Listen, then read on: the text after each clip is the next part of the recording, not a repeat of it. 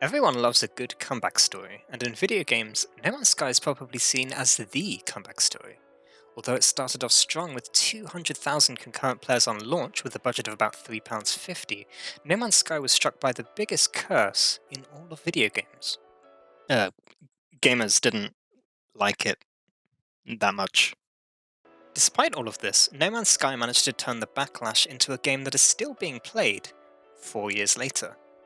But as happy as I am for Hello Games, I think No Man's Sky's lost a little bit of what made the game special when it first came out. And now that we're a few years removed from all of this, I feel like that we can have a nice discussion where we can express our dislike of the game without sending death threats to the developers. But to first talk about No Man's Sky, we need to ask the question, what is No Man's Sky? And to answer that, we need to talk about video games and how they're bad.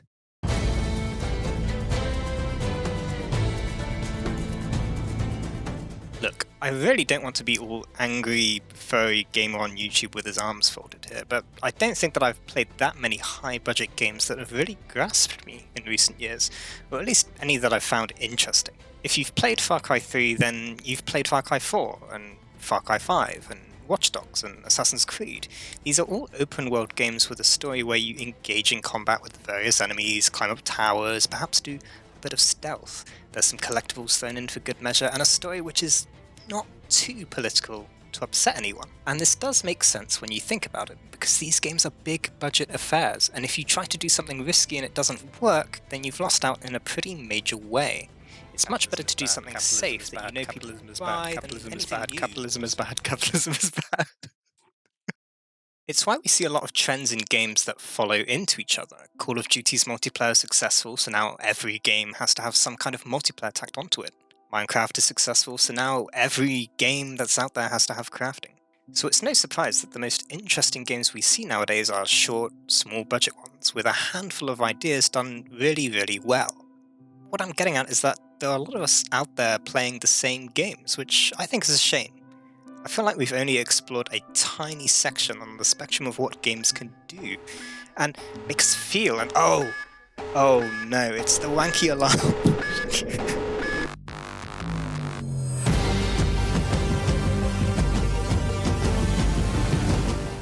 Like any modern and up-to-date gamer on the internet, I've been playing a lot of Battlefield 3 recently. There's a bunch of team deathmatch servers that do no-shot canals and only no-shot canals, and I've gotten pretty good at it. I know that camping the crane is lame and that you don't want to go into the middle part without a shotgun, and the best place to get kills is probably along the outer edges of the map. Before that, I was a huge fan of playing Super Smash Bros. Melee and just beating up level 9 CPUs. I've also known to dabble in Euro Truck Simulator 2 while pretending to understand what they're talking about in an episode of 99% Invisible. The game has ascended beyond just, is it good? That question doesn't really matter anymore, because if it did, I'd be talking about how bullets in Battlefield 3 can literally curve around corners. Instead, the game is about me and an hour of my time alone with my thoughts while listening to some pretentious indie band over Spotify.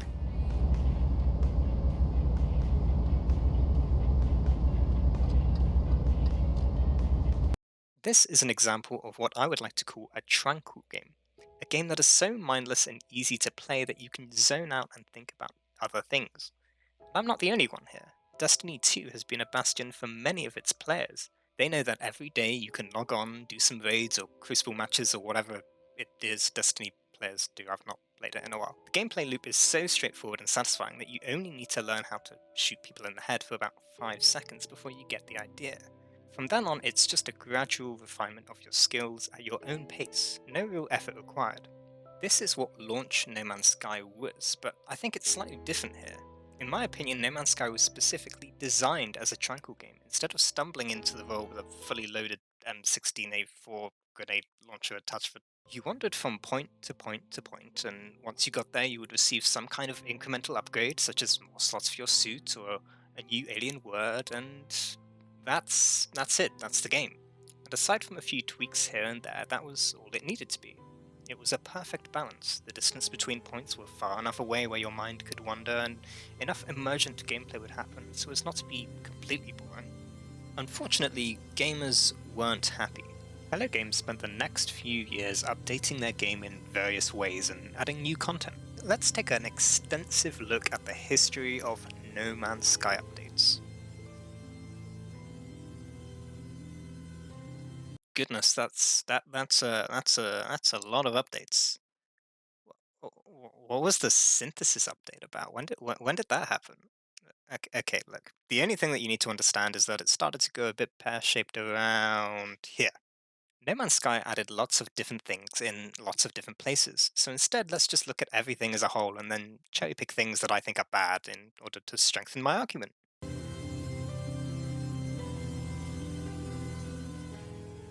Lots of people have rightly pointed out that having a base in a game where you travel from planet to planet makes no sense at all. Adding bases to No Man's Sky has resulted in the shrinking of the universe.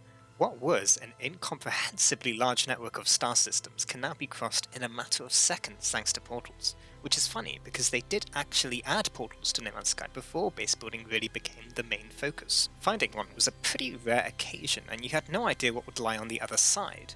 That kind of wonder is made a bit more tame when you can get a portal to warp you across the galaxy in the first few minutes of play.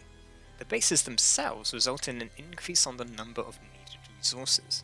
Instead of mining just a few trees and rocks, you're now committing Amazon rainforest levels of destruction, so you can build your 2x2 hut with a tiny refinery and a plant in it. It's vanilla Minecraft versus modded Minecraft, but if modded Minecraft didn't give you quarries and ore crops and there are bees in this? What? The means to generate resources have not scaled with the demands of what building a base actually entails. Here's another problem. Let's say I want to upgrade my base in a particular way. I need some gamma roots. I live on a paradise planet, so I fling off into space and fly around and find that there are no radioactive planets in my current system.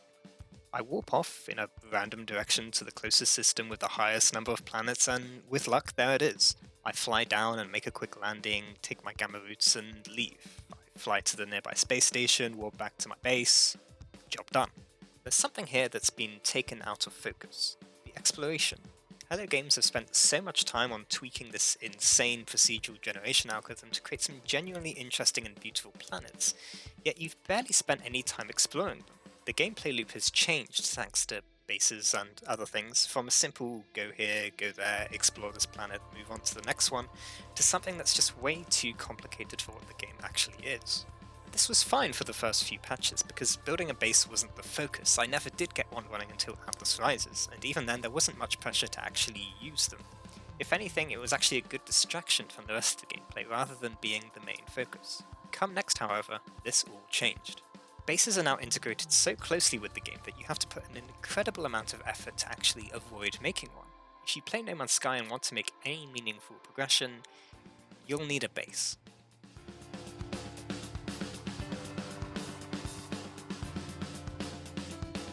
There was a recent episode of Game Maker's Toolkit that alluded to the problems with quests in No Man's Sky, so what I'm going to do is just steal all of the intelligent points from there and then I'll look very smart. Remember when you were a kid and it was Sunday or whatever and you were bored and your room was pretty messy, so you were like, okay, my room is pretty messy, I guess I'll do some cleaning. And then your mum bursts in screaming at you to tidy your room, and you can't exactly say that you were going to do it because she'd think you'd be lying, but still, it's the truth. You were going to do it, so now you have to make it very clear that you're only doing it because you want to. But now the sense of pride and accomplishment of making the grown up decision to tidy your room on your own is gone, and you feel empty inside, and you realize that we're all gonna die someday, and soon the very walls that you reside in will crumble to dust. One day, even marble will wear to nothing, and nobody will. That's kind of what the quests in No Man's Sky are like. You shouldn't need any motivation to scan 3 different species of animals. You land on the closest toxic trash land you see an animal with weird looking eyes, take a scan and name it Farto. I don't need a quest in the bottom right corner of the screen to tell me to upgrade my shields. If I want to upgrade my shields, then I'll do that. Quests share a lot of problems with bases too. A lot of progress in the game is locked behind these quests. If you want to progress in the story, you're going to need to improve your relations with the Hunters Guild by genociding 35 different species of animal. The gameplay loop is pretty similar too. Instead of keeping everything on planet, it's a game of back and forth as you have to report to the nearest space station every time you turn in a quest. There are two other games that we can learn from here. The first is Destiny 2. Every day you get new quests to complete in the Crucible. These quests are easy to accept and you can turn in after a few games for some rewards. I never actually got that far. People are way too good at the Crucible for me to properly play. The trick here is that Bungie are giving you serotonin free of charge, because 80% of these quests are actually really, really easy. Like, you can do them without even knowing you're doing them.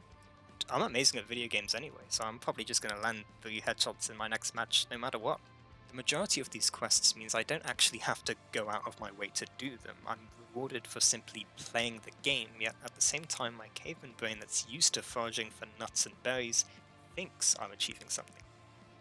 Putting Destiny 2 to one side for a second, I think No Man's Sky and every other video game in existence could learn something from The Legend of Zelda Breath of the Wild. Breath of the Wild is the king of emergent gameplay. It is a masterclass in letting your player get distracted. It's very easy to go on a series of distractions and mini-adventures, be it finding Korok seeds or diving into shrines, on the way to actually reaching whatever it is you want to do. And it all feels natural. You decide on what to get distracted by. Can you imagine that if, in order to get the Master Sword, you had to do 3 quests to cook a specific type of dish, or pick 4 apples, or kill 24 boblakins? You don't need quests to tell you to do all of that. It's much more fun to tidy your room because you want to. I'm not really about giving solutions here, but I just think it's an open goal, honestly. No Man's Sky already had a lot of these emergent moments. Landing on a planet where you really need this particular resource, but there are superheated rainstorms that drain your hazard protection, so you need to duck and dive into any caves that you can find, make for really cool moments. I wish more focus was put on that instead of the quests. Though if we really do need quests, I think eliminating the space station requirement entirely and adding an achievement system, sort of like how Animal Crossing New Horizons did it, would be the way to go. Wait, they already did that. Why did we need quests in the first place?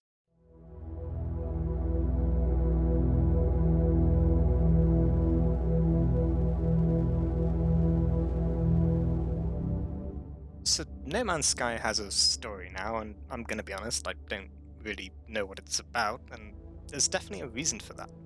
No Man's Sky is a game that I do not want to pay attention to at all. Reading walls and walls of text and trying to figure out what's going on is not my idea of a relaxing time.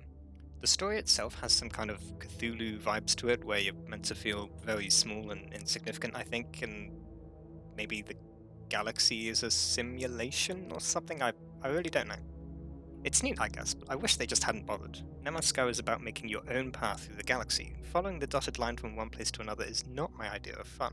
I didn't really get too far, but a lot of the stuff you have to do is just 3 quests in a trench coat.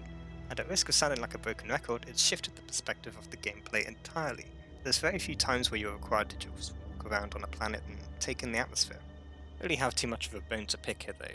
Unlike base building, you can just ignore the story entirely. There's not really anything major that's gated behind it, you can't easily get through other means, so it's not a huge problem. I just think it makes the game lose a bit of its focus.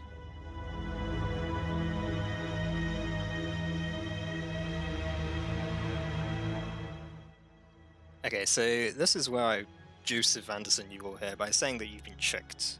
I'm sure that doing quests and base building in No Man's Sky is actually a lot of fun in multiplayer, because a lot of the content that has been added to No Man's Sky has been designed solely from a multiplayer perspective. The Desolation update alone would probably be a blast with some friends. Unfortunately, I don't have any friends. Just the way I said that is so funny. Okay. I don't have any friends that are willing to pay full price for it, and my sales pitches don't exactly help either. But No Man's Sky is a tranquil game, and I'm not sure if multiplayer is really a good fit for it. It's a personal game, it's about you. To steal a take from Cool Ghosts, a great thing about No Man's Sky was watching a planet being rendered before your very own eyes, and seeing all of the textures pop in and the flora appear. It gave the impression that this planet right here, that's your planet. You're the first one to set foot on this planet, and it's yours. You can literally name it. If anyone would stumble upon this planet, they'd see your name there, and that's a deeply personal thing. When you ran into someone's planet, there's a sort of brief connection. Oh god, it's the alarm again. Okay, hang on. In launch No Man's Sky, you are alone. You are the only one of your kind left. There are other beings, but they all seem like they are sort of in on the joke, that they're not really important, that you are special. The universe is yours to explore, and nobody is going to get in your way. Directly sharing that journey with someone else, that doesn't really feel the same. Of course, you can just turn multiplayer off, but I don't think that's the point. The entire game has been flipped on its head thanks to multiplayer. We have communities being built in certain areas of the galaxy, you can team up with other people and go on specific quests designed for multiple people. Even looking at the recent trailers will tell you that the game is now about cooperation, building bases and going on quests with your friends. And it's just not a game that's worth playing alone anymore.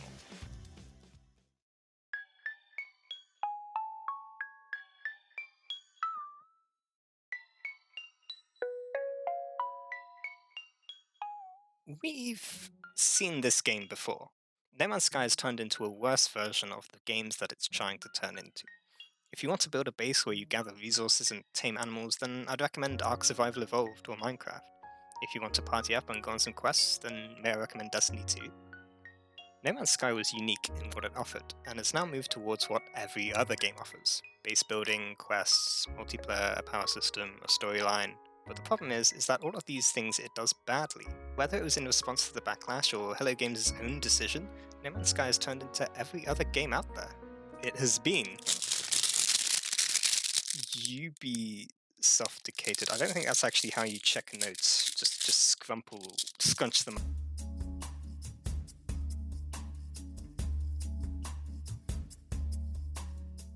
One of the more common complaints about No Man's Sky was the lack of content. It's a common take in general nowadays when it comes to games. This game is great, but it needs more content, and it can be a dangerous path to take. Too far and you end up with this. It's an incredibly challenging balance. I don't think the problem is that No Man's Sky needed more content, although don't get me wrong, I think it did. The problem is that people weren't satisfied. I can happily reach the ending of Persona 5 and say that I'm done with the game. I've reached the ending and I've got all of the trophies and there's nothing more to do. But for other games, the line is a little more uncertain. How do I know when I'm satisfied is a funny post, I admit, but I can kind of see where they're coming from.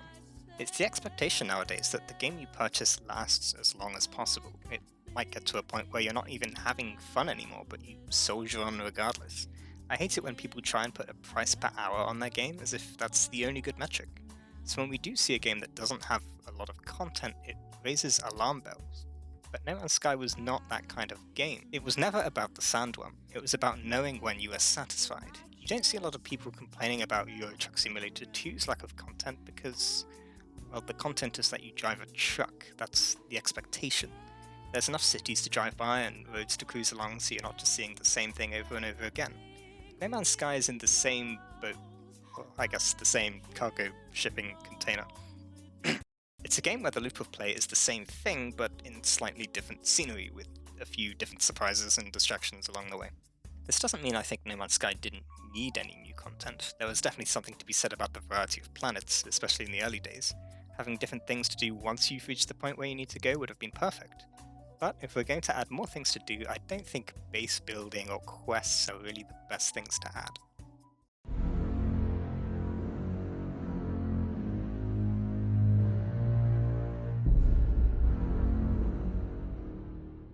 An argument against what I'm saying could go along the lines of, but you can just ignore all of the new content that they've added. And I think we have a reverse Batman situation on our hands here. Let me explain. Batman Arkham Asylum wouldn't be good if Batman was in it, is a common take that we saw back in the day. But Batman is in it. That's the point. It's a Batman game. The stealth and the combat and the puzzle solving all fit around the Batman mold. So saying that you can still have a tranquil experience in No Man's Sky if you just ignore the majority of the content, it's like saying Batman Arkham Asylum wouldn't be good if Batman wasn't in it. But the quests and the multiplayer and the base building and the power systems, the game has a power system now apparently, these are all part of the game. Even if it's an open world game, the content that's in the game that may not even seem like it's related to anything that's been added has still been influenced by it. The reason why base building takes so many resources is because you're meant to do it in a group. It's much easier then. So many of the smaller scale updates that have been added to No Man's Sky practically demand that you do whatever content is added as a team.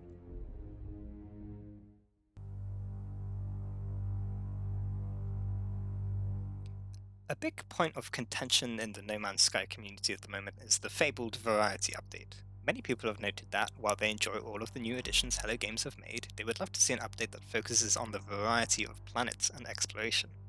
I would love to see this update too, but I don't think it'll fix anything. It's already too late. Okay, so I am probably the bravest person on YouTube at the moment because I'm making this video not a week before what seems to be a variety update is about to release. And I'm in a very unfortunate position where all of this could be proven wrong in no less than a week. Uh, but we're going to carry on regardless, okay? The variety update would have to change the very core foundations of the game back to what it was at the start, or somehow find a miraculous way to incorporate all of the updates the game has introduced while reintroducing it as a tranquil game. And I'm not holding my breath, though it would be incredible to see.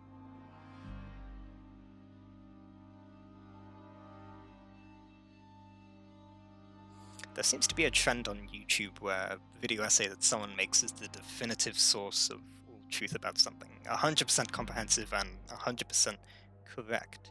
If you don't think that Fallout 3 sucks, then you're a bad person. There's something inherently wrong with your brain wiring if you enjoy Fallout 3 in any way. I'm not here to do that. This is just my experience with the game. No Man's Sky probably is a better game for a lot of people out there, especially ones that understandably weren't interested in what it previously had to offer. But we've seen so many games like Ark, so many games like Minecraft, so many games like Destiny. We've rarely seen any game like No Man's Sky when it first came out, and it's a shame that it's lost a lot of what made it special. I don't wish to see any of this reversed, and I'm sure it would make more people upset than it would make happy. Though a Stellar-style update selector would be neat, so we could see if I'm actually right. Sean, thanks. Hello Games seem like an excellent team of developers that are clearly onto something, and the last campfire looks neat. I should probably play that. But I hope that Hello Games or any other developer looks at what No Man's Sky did and makes something that improves on it. Hopefully the messaging as to what the game actually is can be a little more clear this time around. No Man's Sky has lost a lot of what made it special through its updates, and it would be a shame to see it lost forever.